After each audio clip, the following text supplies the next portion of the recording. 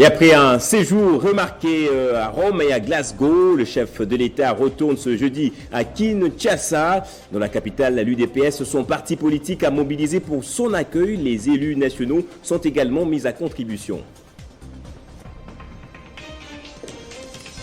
Et les activités reprennent peu à peu ce jeudi à Bukavu après l'attaque de mardi à mercredi. Si le nom du groupe d'assaillants n'est pas encore connu, tout porte à croire qu'il pourrait s'agir de la nouvelle plateforme CPACA 64. En Éthiopie, les rebelles menacent de prendre la capitale et le Parlement a approuvé une mesure de contre-offensive. L'envoyé plutôt spécial américain est attendu ce jeudi. Jeffrey Feltman estime que la situation est en voie de dégradation rapide.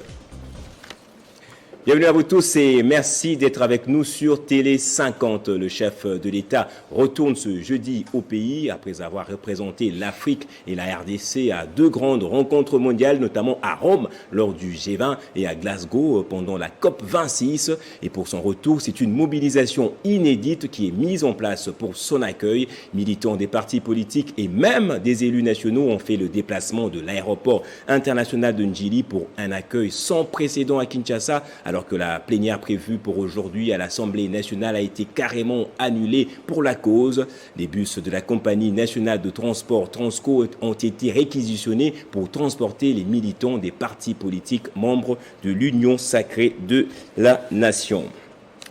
Le pays ne va pas bien, le danger nous guette et il n'est pas loin. C'est la phrase d'attaque de la conférence de presse animée par le bureau politique d'envol du député national Deli Sesanga. Cette conférence vient confirmer le départ de ce parti de l'Union sacrée de la nation. Ce parti politique désormais de l'opposition demande à toutes les forces de continuer à travailler pour exiger et faciliter les consensus sur le reste des questions relatives à l'organisation des élections inclusives. Après le départ de Deli Sesanga de l'Union sacrée, ce qui est une suite logique, son parti politique en vol a, au cours d'un point de presse, relevé quelques points qui bloquent les retombées de l'alternance tant attendue par les Congolais. Pour le porte-parole de ce parti politique, le pays ne va pas bien et les dangers nous guettent, il n'est pas loin. Le comité national de l'envol pour lever l'option de responsabilité consistant à quitter l'union sacrée de la nation et à appeler nos élus à continuer de travailler au sein de l'hémicycle avec d'autres pour exiger et faciliter les consensus sur le respect des questions relatives à l'organisation des élections inclusives, transparentes et crédibles en 2023, notamment sur la proposition de la loi Lokondo, ainsi que la pétition des révisions de la Constitution. L'envol appelle tous les Congolais et toutes les Congolaises épris de bon sens à adhérer à sa lutte, notamment en prenant une part active à la campagne de sensibilisation et mobilisation pour une loi électorale garante de l'intégrité du... L'envol évoque l'instrumentalisation des clivages religieux, ethno-tribal, régionaux, racial, la morosité de la situation sociale de la population. L'envol reste compact. Je peux vous rassurer que toutes les structures du parti ainsi que la majorité, tous les militants de notre parti sont solidaires à cette décision du comité national. Le bureau politique a constaté que le processus qui a conduit à l'adoption de la loi organique de la CENI ainsi qu'à la désignation de l'entérinement, l'investiture et l'installation de la nouvelle équipe de cette institution n'a point de différence avec la réalité de 2006, 2011 et 2018. Et après Deli Sesanga, c'est Mike Mukebai qui vient d'annoncer son retrait de l'Union sacrée de la nation. Le député provincial dénonce le fonctionnement de la coalition au pouvoir. Et c'est une journée calme ce jeudi à Bukavu dans le sud Kivu après la matinée tendue de mercredi suite aux affrontements entre l'armée congolaise et un groupe de rebelles. Le gouverneur Théo Ngouabidje avait dressé un bilan de 36 rebelles capturés et 6 tués, tandis que 3 soldats des FARDC ont également trouvé la mort durant les échanges des tirs. Reportage de Amani Joseph. Devant la presse nationale et internationale, le gouverneur du Sud Kivu, Théo Ngouabidje Kassi, a fait le bilan de l'attaque de la ville de Bukavu par des assaillants non autrement identifiés. Dans ces affrontements, on a tué 6 assaillants, 4 blessés, 36 assaillants capturés qui sont devant vous. On a récupéré 14 armes de guerre. Et malheureusement, de notre côté, nous avons perdu 3 hommes. La situation aujourd'hui de la ville de Bukavu est sous contrôle. À l'occasion, le chef de l'exécutif provincial a annoncé une panoplie de mesures pour protéger la ville de Bukavu et demander à la population de collaborer avec les services de sécurité pour que l'ennemi soit traqué jusque dans ce dernier retranchement. Les mesures ont été prises pour traquer les assaillants dans leur retranchement. Les enquêtes se poursuivent pour identifier les auteurs matériels et intellectuels de cette situation, afin de dégager les responsabilités pour en répondre devant la justice. Le président de la République, chef de l'État, suit cette situation de près et l'ensemble du gouvernement national. Bukavu n'est pas tombé et les activités ont repris. Le gouverneur de province, Théon Kassi, accompagné de membres du Conseil provincial de sécurité, a fait la ronde de la ville dans les 3 communes où il a communié avec ses administrés. Il les a appelés à vaquer librement à leurs occupations car les forces armées de la RDC et la police nationale congolaise veillent nuit et jour. À Bagira, Kadutu, Panzi et Nyawera, la population a ovationné le gouverneur de province en itinérance dans la ville de Bukavu. Et les poissons se font de plus en plus rares dans le lac Édouard, dans la province du Nord Kivu. Une baisse très sensible de production de cet espace aquatique qui inquiète la population de Kiavinyongue, cette localité située au sud-est du territoire de Béni, avec des conséquences néfastes sur non seulement l'alimentation, mais aussi la vie socio-économique des riverains de ce lac en commun entre la RDC et l'Ouganda. Alors à quoi serait due cette situation? Quelques éléments de réponse dans ce reportage de Télé 50 réalisé par notre correspondant Martial Bendelo. C'est juste devant ce débarqueur de la pêcherie de Kiavinyongue qu'accostent les pirogues de pêche en provenance du lac afin de permettre aux vendeurs de poissons frais de s'en procurer. Il y a quelques années, toute l'enclave de Kiavinyongue sentait du poisson en y arrivant, mais ce qui n'est plus le cas aujourd'hui. Les poissons se font de plus en plus rares dans le lac Édouard, surtout côté congolais, s'inquiètent les pêcheurs, avec des conséquences graves sur le quotidien de la population riveraine qui ne vit que de la pêche. Il n'y a plus de poissons, on n'en trouve pas vraiment. C'est grave. On ne parvient qu'à pêcher une dizaine si vous avez de la chance. À seulement 6 ans, la production du poisson dans le lac Édouard a sensiblement baissé jusqu'à seulement 28 kg par hectare et par an, contrairement aux anciens temps où la production variait entre 60 et 78 kg par an et par hectare. Ingénieur Kouloulou Bouto Alexandre, chercheur en aquaculture dans la région, indique que cette situation s'explique par plusieurs facteurs, dont 2 principaux à savoir la croissance démographique très galopante de la population à Kiavinyongue et la pression humaine sur le couloir écologique. Parmi les facteurs probants de la baisse de la production sur cela, il y a une démographie galopante. Avant, lorsque la pêcherie avait commencé à la création de la Copévie en 1949, ici il n'y avait que 1000 habitants. Aujourd'hui, nous comptons plus de 36 000 habitants. Donc la population a augmenté 36 fois que l'état passé. Aujourd'hui, nous avons beaucoup de bouches à nourrir.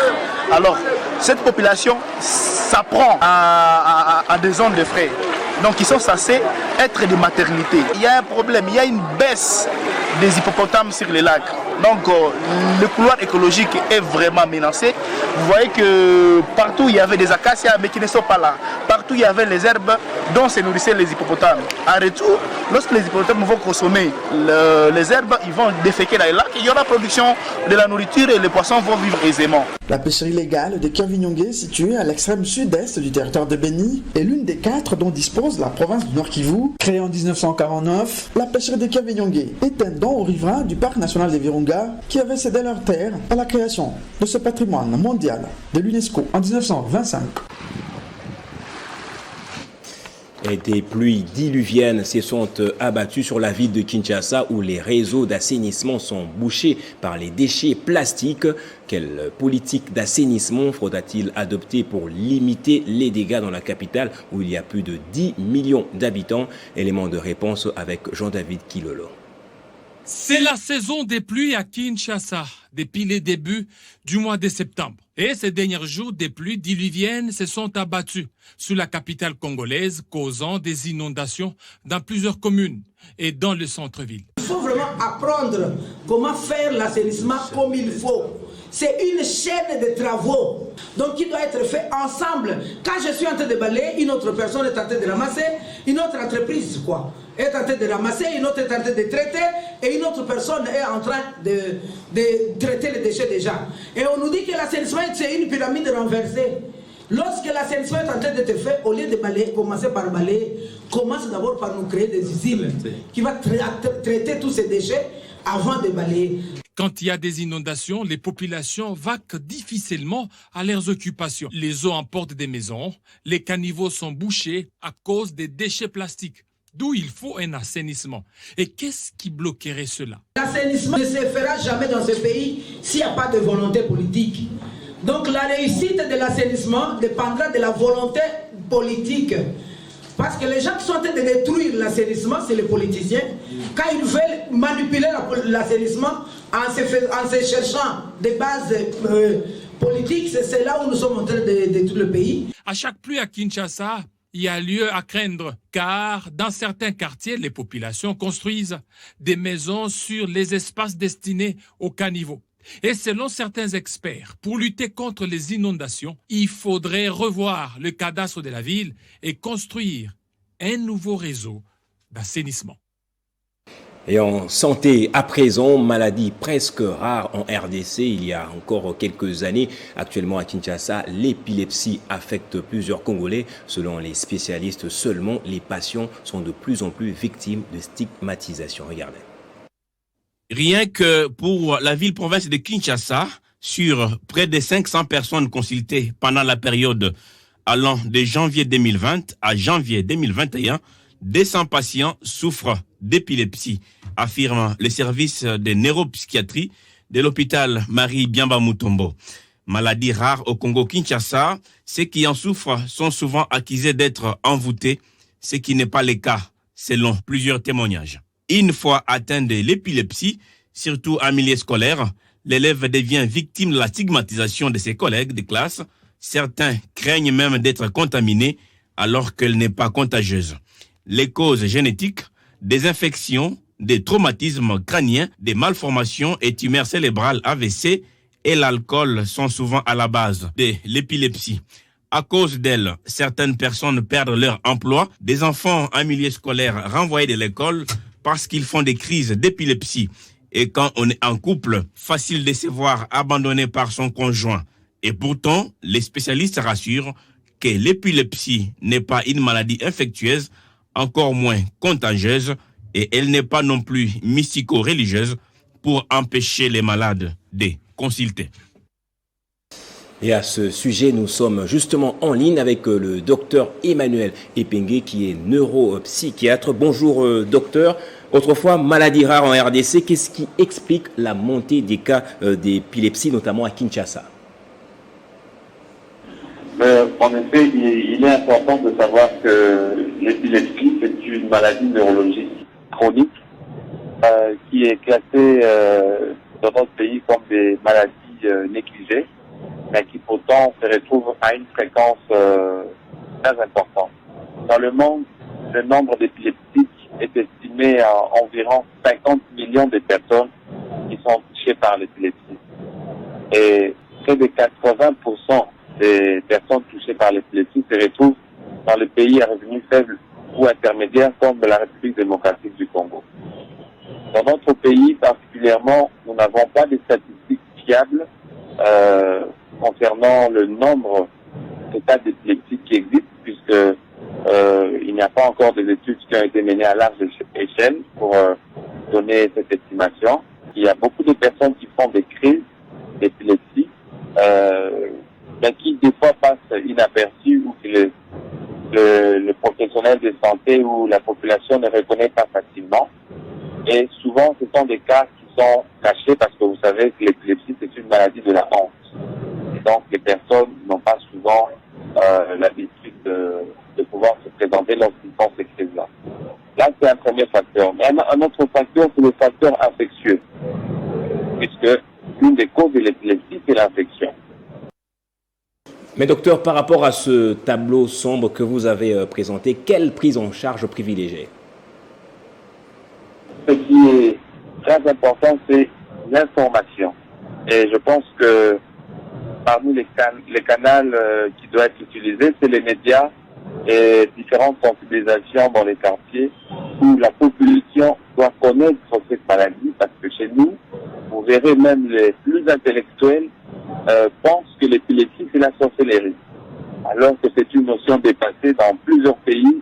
L'épilepsie c'est une maladie comme la malaria, le Covid que nous avons actuellement.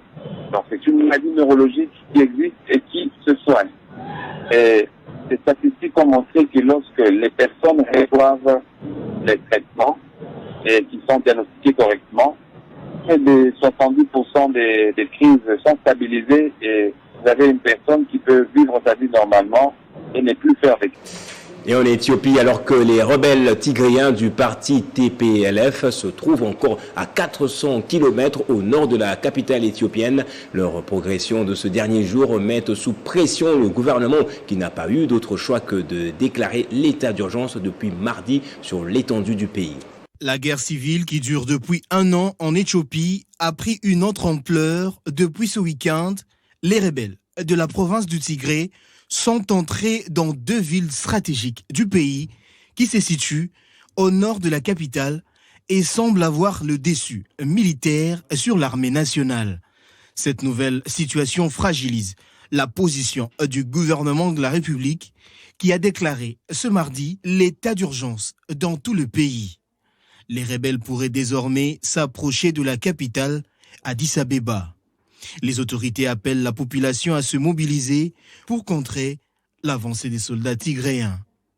Le Premier ministre a pour sa part demandé à tous les Éthiopiens de s'armer. De son côté, le maire de la ville d'Addis Abeba exhorte les résidents de sa ville à former des groupes d'autodéfense en cas d'attaque des rebelles sur la capitale. Le chef du gouvernement éthiopien, Abiy Ahmed, a suspendu toutes les libertés, les communications sont coupées et donnant tout pouvoir à l'armée. De son côté, les États-Unis d'Amérique pensent retirer l'Éthiopie de la liste des bénéficiaires de la loi américaine pour la croissance et les opportunités africaines. Le gouvernement éthiopien accuse Washington et d'autres pays en disant qu'ils ne peuvent pas faire comme si de rien n'était dans leurs relations avec le gouvernement éthiopien. Le partenariat extraordinaire que nous avions avec eux ne peut pas continuer à partir du moment où les conflits continuent de s'étendre, que la stabilité et l'unité du pays sont menacées, ainsi que le bien-être de leur peuple. Les Nations Unies ont également protesté mardi dans un communiqué fait par le secrétaire général Antonio Guterres, qui a appelé par voie de son porte-parole à la cessation immédiate des hostilités et un accès humanitaire sans entrave afin de fournir une aide vitale urgente. Mais les 2 parties semblent décidées à continuer cette guerre civile. On passe en sport à présent à l'UEFA Champions League. Ajax Amsterdam et Liverpool ont rejoint hier le Bayern Munich et la Juventus de Turin en 8e de finale après avoir signé des nouvelles victoires. Chancel Mbemba et le FC Porto ont été accrochés par l'AC Milan. Même chose pour le PSG face à Leipzig. Les Parisiens ont failli passer aux côtés de la plaque sur la pelouse de Red Bull Arena lors du match de la 4e journée face à Leipzig.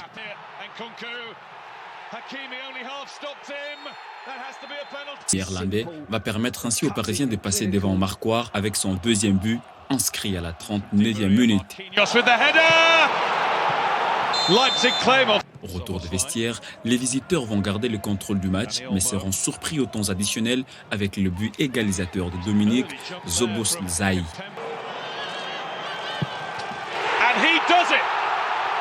Dans le groupe du PSG, Manchester City a pris les meilleurs sur le club rouge en lui infligeant un score salé de 4-1. Largement dominateur dans le jeu, les Citizens vont allumer la mèche à la 15e minute de la partie par l'entremise de Foden. L'anglais sera imité par Riyad Mahrez, Raheem Sterling et Gabriel Jesus. Ce succès a permis à Manchester City de prendre la tête du groupe A avec 9 points, devançant le PSG d'une petite unité. Dans le groupe B, les Reds de Liverpool ont aligné un 4e succès consécutif en battant hier les Colchoneros d'Atlético Madrid sur le score de 2-0.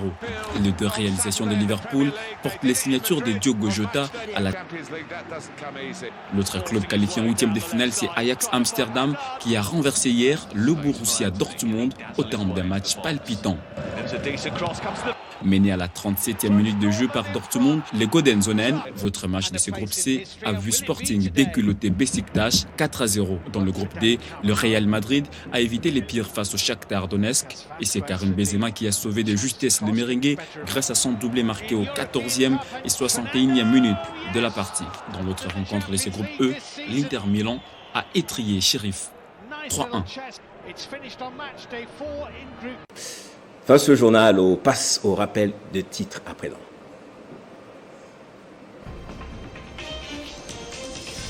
Après un séjour très remarqué à Rome et à Glasgow, le chef de l'État retourne ce jeudi à Kinshasa. Dans la capitale, l'UDPS, son parti politique, a mobilisé pour son accueil. Les élus nationaux sont également mis à contribution.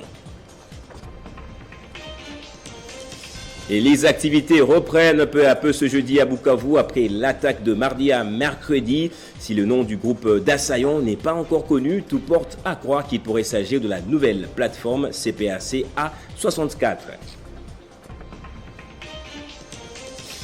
En Éthiopie, les rebelles menacent de prendre la capitale et le Parlement a approuvé une mesure de contre-offensive. L'envoyé spécial américain est attendu ce jeudi. Jeffrey Feltman estime que la situation est en voie de dégradation rapide. Restez avec nous, on va prendre la revue de presse à présent.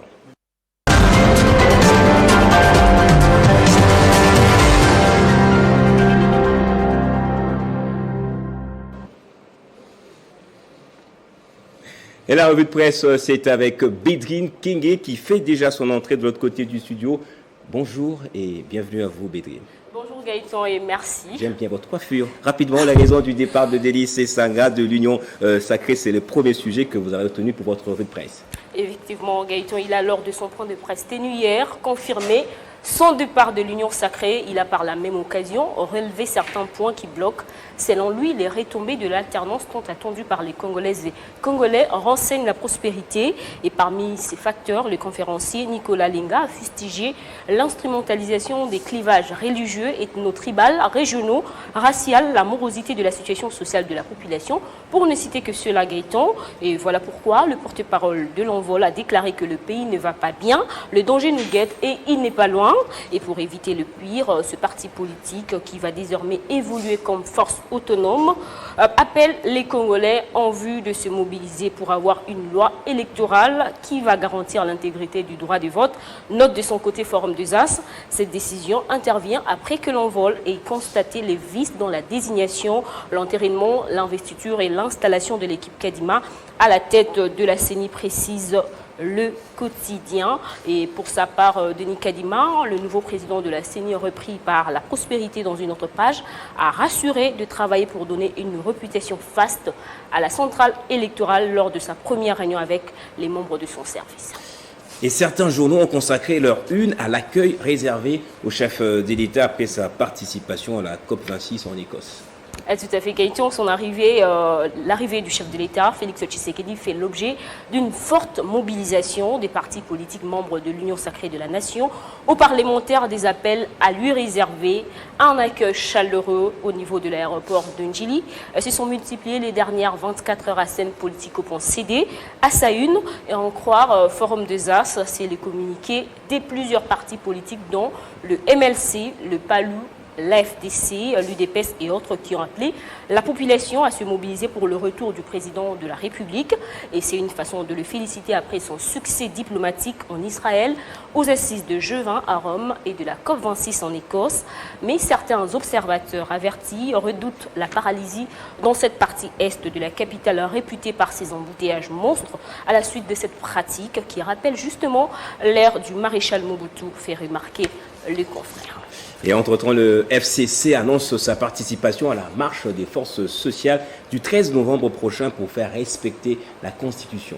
Effectivement, Gaëtan, Politico.cd rapporte que la famille politique de l'ancien président de la République, Joseph Kabila, a rejoint officiellement le bloc patriotique composé justement de l'AMUCA FCC, CLC 1000 Pro et consorts pour notamment défendre la démocratie, le respect de la Constitution ainsi que de lois de la République, mais aussi dire non à la dépolitisation de la CENI. Et Gaëtan, y a-t-il un rapprochement entre Kabila, Katumbi contre Tshisekedi s'interroge les sites d'information politico.cd encore. Et pour l'heure, il n'y a aucun rapprochement possible entre les deux ennemis préférés. Selon le FCC, dans une interview accordée à Top Congo, Geneviève Inagosi, députée nationale et cadre du FCC, a plutôt précisé que leur plateforme a répondu à l'invitation de religieux, c'est-à-dire l'Église catholique et protestante, déçue de la procédure de Mbosso et du président de la République. Et non Fayoulou a-t-elle insisté. Et Forum des As rappelle pour sa part que la marche du bloc patriotique est reportée justement au samedi 13 novembre, initialement prévu ce samedi, afin d'éviter des affrontements avec les autres organisations de marche pacifique prévues en ce jour.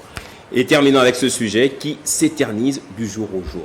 Oui, Gaëtan, c'est la question de la reprise effective des cours qui n'est pas toujours à l'ordre du jour dans les écoles conventionnées catholiques, constate le caricaturiste du Forum des As, alors que les élèves des autres établissements privés étudient normalement. Et nous pouvons également lire ces inquiétudes des parents face à cette année scolaire, maintenant que les uns étudient et les autres non. Quel sort pour les calendriers scolaires de cette année? Junior, nous pouvons avancer avec l'autre caricature. Oh là là, que les enseignants reprennent les cours avec ses enfants à la maison. Il n'y a plus moyen de suivre les infos. Gaëtan est de son côté. La prospérité renchérit que le ministre Tony Mwaba, avec l'air de calmer la tempête, fixe quand même les minervales à 1000 francs congolais dans les établissements publics et rassure que la gratuité ne concerne que l'école primaire. Franchement, ce sujet déchire le cœur à chaque fois que je suis en face de cela. Merci Bédine Kenge pour cette revue de presse. Merci à vous autant. C'est par ici que ce journal prend fin. Merci infiniment pour votre fidélité. L'actualité reste en continu sur votre chaîne.